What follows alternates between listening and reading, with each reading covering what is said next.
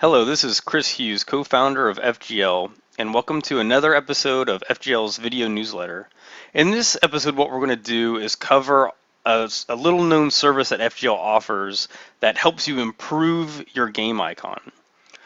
So it's a pretty well-known fact, and we've done a lot of testing internally to prove this out as well, that your icon is a huge part of an indicator of people are going to click on your game or play your game, both on mobile and on the web.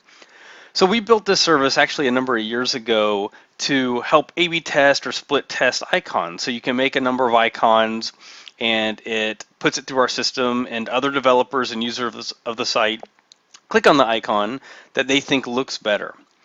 Anyone who's used FGL recently knows that in the forum category we have this little icon voter here.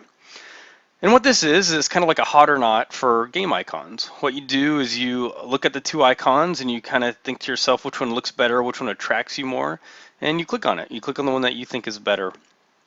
There's also choices down here to skip, or if you think the two icons are similarly good, you can click it, or you can actually play the games as well. This is kind of a fun thing. I get lost in myself sometimes and just start clicking, and obviously I've rated 10 now, so it's happy. Sometimes I find it's really hard to know which one is better than the other, and so I'll just skip it, or I'll think it's a tie. But this is something that you definitely should be doing as a developer, because it really helps other developers to find out what the best icon is to use for their game. And so also what I'm going to cover is how you can do this for yourself. First, what I'll do is what a lot of people don't know is that you can click this "What's This" button, and you actually come to a page dedicated to this icon rating system. And so here is kind of the same thing. It's just click the one that you think's better kind of deal, or skip it, or they're both kind of similar. But also, some cool things here is if you scroll down a little bit, you can see the different basically leaderboards for icons, like the 100 most appealing, the middle, the bottom. And also what's kind of nice is you can see the top raters. So you can see who in the last week rated the most icons. So here we can see that these developers, and I'm on here as well, have rated this many icons. And this is a great way to show who's really help the community by voting on icons, because as I said, that's actually really a big part of the success of your game. So if you want to do this yourself, what you can do, I'm logged into my developer account here, so I'm going to go to my front page, but you can access this from anywhere, is you go to My Games, and then you'll get a list of your games.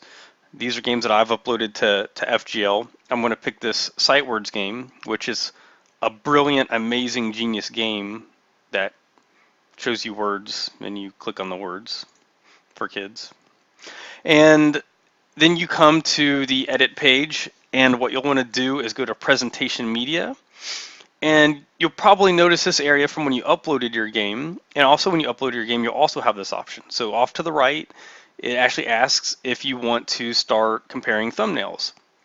So I'm going to click on this, and here you can see that I've already uploaded a couple. They've only been up for a little bit, so there's not too many votes. You can see how many votes before, or I'm sorry, for and against there are here. And we also have this chess rating. So this chess rating basically is indicating, for the middle line being 1200, how much better or worse your icon is than the average. So here you can see this one's a little bit better than the average, and this one over here is a little worse than the average. You probably can just glance at it and see why. This one has, more colors, more going on. This one just has a picture of a little boy with no background. So there's not, compared against other icons, I can't see this one winning out much of the time. And so also what you can do here is you can add more. You don't just have to have two. You can have, in this case, I can do up to 16 more. You might see this number differently on your account. I believe based on your ranking, both your community ranking and your market point ranking, you get more and more to choose from.